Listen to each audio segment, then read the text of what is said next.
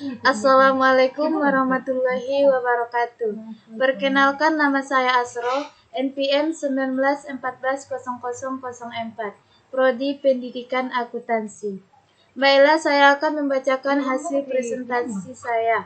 1. Akuntansi modal bank. Akuntansi modal bank, hak pemilik bank kepada bank yang bersangkutan yang merupakan modal awal pada saat pendirian bank yang jumlahnya telah ditetapkan dalam suatu ketentuan atau pendirian bank. Komponen modal bank. 1. Modal saham yang ditempatkan dan disetor. 2. Modal sumbangan. 3. Laba ditahan dengan tujuan laba ditahan tanpa tujuan. 4. Penilaian kembali aktiva tetap. 5. Modal sumbangan atau modal donasi. Ketentuan jumlah modal ini di bank umum maupun modal di sektor di BPR bisa berbeda. Namun untuk rasio kecukupan modal adalah 8% dari aktiva, tertimbang menurut risiko baik di BPR maupun bank umum. Rasio kecukupan modal di bank harus memperhitungkan risiko pasar. Karena itu akan dibahas mengenai jenis modal dan akuntansinya serta teknis perhitungan rasio kecukupan modal di BPR dan bank umum. Klasifikasi modal bank. Modal inti atau tier 1. 1. Modal inti yaitu modal yang telah disetor secara efektif oleh pemiliknya. 2.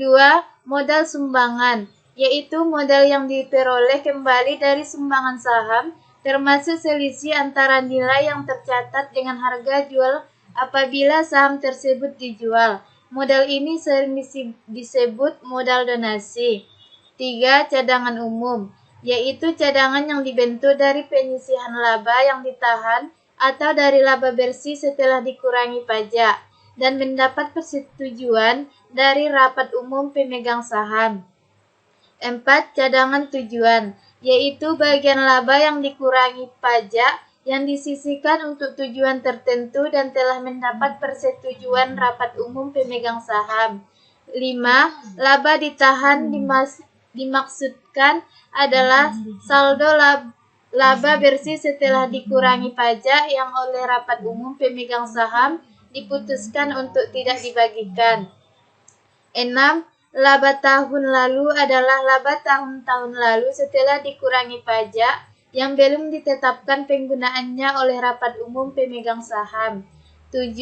Laba tahun berjalan setelah dikurangi dengan taksiran hutang pajak. Laba tahun lalu berjalan ini hanya diperhitungkan sebagai modal inti sebesar 50%.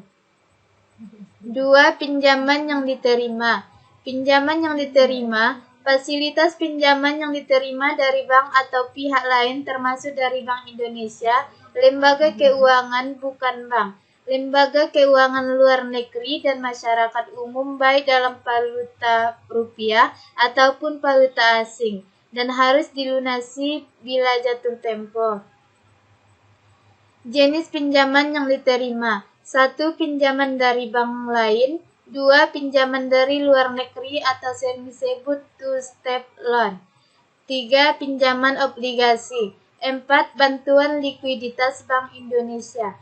5. Pinjaman yang diterima dalam rangka pembiayaan bersama atau sindikasi satu atau beberapa proyek.